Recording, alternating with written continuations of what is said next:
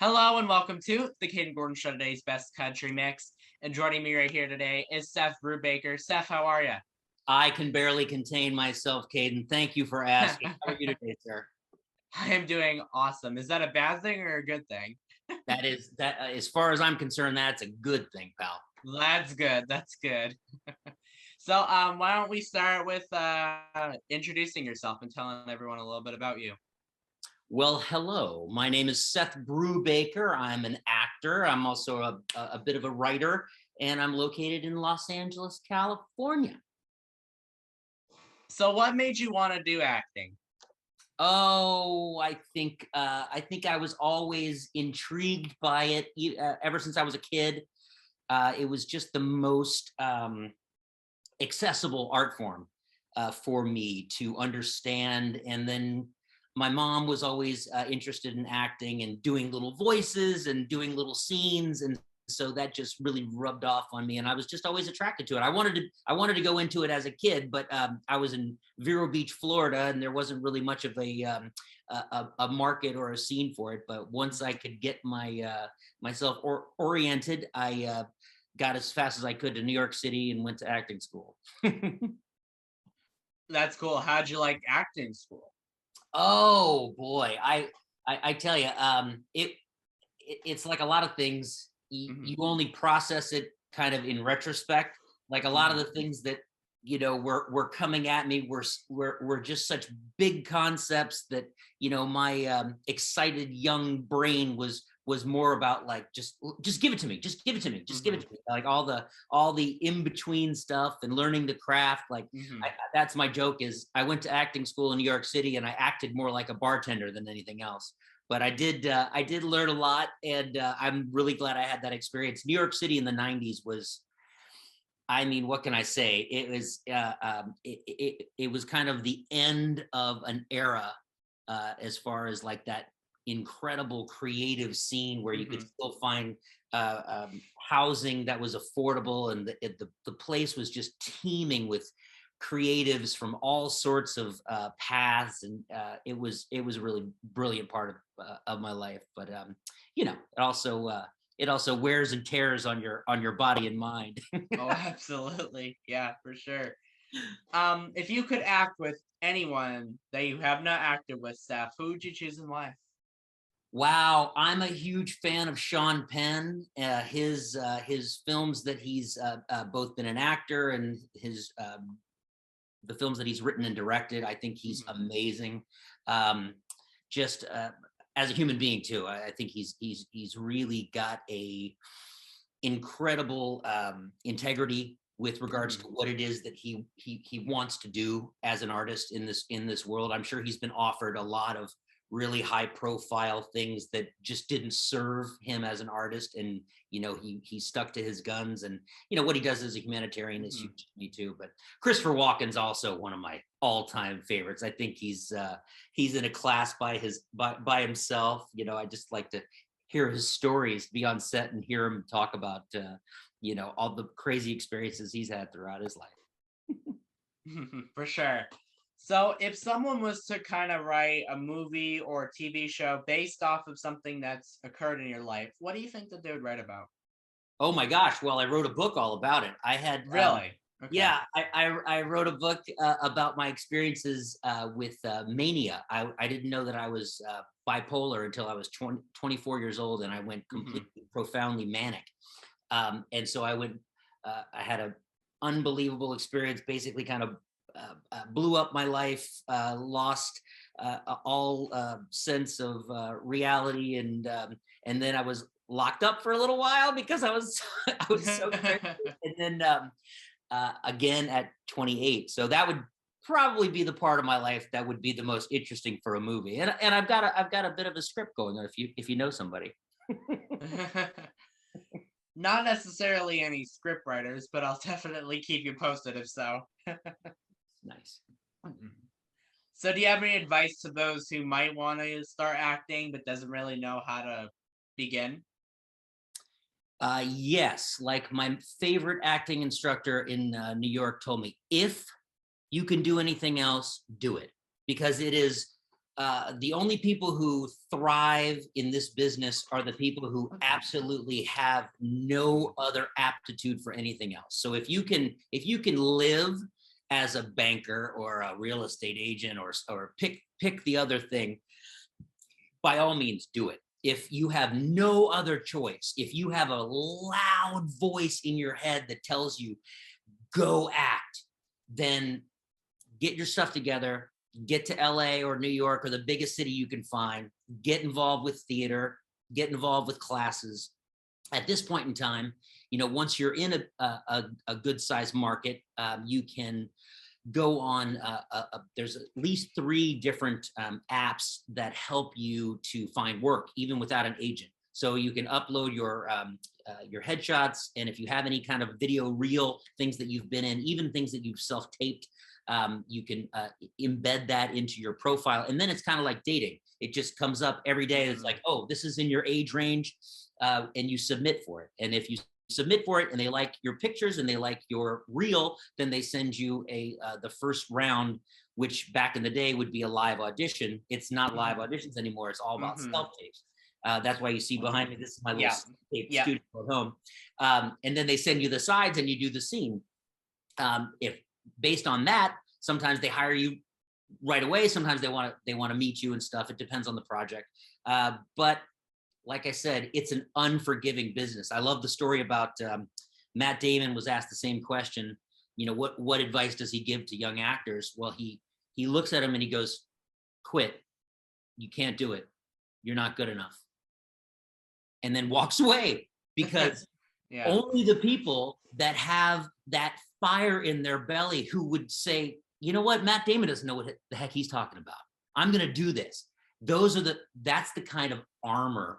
That's the kind of just vision that somebody would need to make it in this business, because it's so hard to break in. It takes so much rejection along the way. I mean, of course, there's stories like, Orlando Bloom comes out of his acting school and his first audition is for Pirates of the Caribbean, and then his second thing is Lord of the Rings, and he gets those and he runs it for a decade. But that is definitely the exception, not the rule. Usually it means that you're going to get the door slammed in your face. You're going to somehow figure out a way not to take it personally. And along the way, you need to get a job to put food on the table, unless you have a trust fund. Really helpful to have a trust fund. But if you don't have a trust fund, you're going to work I've worked in restaurants since I was 13 years old, Kayden. So that has always served me to be able to keep my time open, for acting projects. Yeah, and it's one of those things too, when you have a schedule like that, you have to find a job that's willing to work within your, schedule, because when you have an audition, you have an audition. So when you book a job, right. They're going to want you for, who knows, 9 days, something like that, for, something, the hope is that you hit something so well that you don't have to work some other job and you don't have to come back to waiting table. But I'll let you know when that happens for me, pal. Yeah, for sure. I think it takes some time. Some people get it faster than others, but for sure. The best of the luck. Yeah. And it's all subjective. Like right. Ethan Bateman constantly says on his podcast, it's not a meritocracy. It's not a place where you earn a master's and then you earn a PhD and then you are slotted into a gig that pays commensurately. It is totally subjective. You walk into a museum, you might think that Degas is a great artist. You might think Dali is a great artist. That's the realm in which people operate when it comes to subjectivity and talent. Sometimes people find themselves being typecast and doing the same thing over and over again. Some people have a lot more range.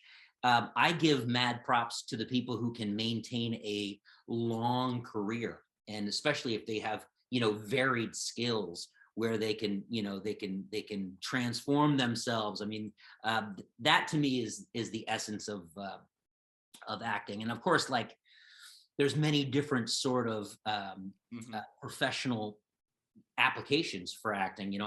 Acting in a theater space is the purest form of the art for me. Now, acting on film means you've got to be able to bring that skill set for maybe a minute or 2 minutes at a time. Repeat that, repeat it again, try it a little different way, right? And TV is a little bit similar. And then, of course, like acting in commercials. I mean, you're still acting, but is it the same sort of skill set that you use for theater? It's a whole different it's a whole different sport, Absolutely. And it really all depends on I guess your talents too, because you might not be able to do something that someone else is doing. Truly. And your look, Right. I feel like that's a good I'm point too. very lucky that these past 2 years have been the most busy in my entire acting career, and I feel like it has everything to do with my look. Like I kind of grew into a certain look, and I'm able to play some roles that I didn't, I wouldn't have been at 35 or 25. And there's also a thing where if you stay in this business long enough, the rooms get smaller, right? Like you're casting for a 24-year-old good-looking tall lead. They're gonna fill up stadiums full of those guys because it's really easy to come to LA or New York and gut it out for a few years, and a few of those guys make it, and a lot of them just go back home, or they take that other job. They go, but as you get older, those rooms get a little smaller. So it's like people who have had, like you recognize them, you're like, oh, that's the guy from that thing, but then it is also luck, man. You can really have a lot of great things going for you, and you may get one shot. I feel like if you stay at this long enough, you'll get a shot, and if you really are able to capitalize on that shot, and the right people see that, they will see potential in that. I'm always very gratified when I like an actor's performance and then I see them getting work, because it lets me know that like my palate is in good shape, right? Like I'm like, oh, this guy, you keep your eyes on this guy, and then it's kind of like they earn your attention for whatever it is that, their next thing going. And I feel the same way about directors. Definitely. So where can people find you on social media if they want to keep up with what you're doing, Seth? Oh, well, I am at Rebel Giant Productions, all one word, and that is on Instagram and also on the Facebook. And and I'm on the Dharma channels as Seth Brubaker. That's my my professional name. That's about where I'm at. Do you have a favorite Dharma episode that you've been in? Oh man, that's like picking your children. I feel ya. It's tough, but I would say that the police chief whose daughter was. Oh yeah. That was a great fun shoot, and I loved everybody in it. But that's tough, man. I've enjoyed every experience I've had with Dharma, and I can't say enough. Everybody there is just, they're one singular, sort of mindset of like helping people and, really putting forth so much positivity. To me, it feels like almost like Greek myths, I mean, there's these little morality plays where it's not so much about the believability of the situation, but you get the moral, and it comes through, and it's hilarious to me when I get recognized by kids. I'll be waiting on tables, and I can kind of see them, they're giggling, they're like, hey, are you on some of those Dharmans? I'm like, yeah. Oh, that's awesome. So is there anything I forgot to mention that you'd like to mention, Seth? I did write a book. That one is called The John Chronicles: Making Peace with Mania, and that is available on Amazon. If anybody has an interest in reading my personal insights into the world of mental imbalance, that's available.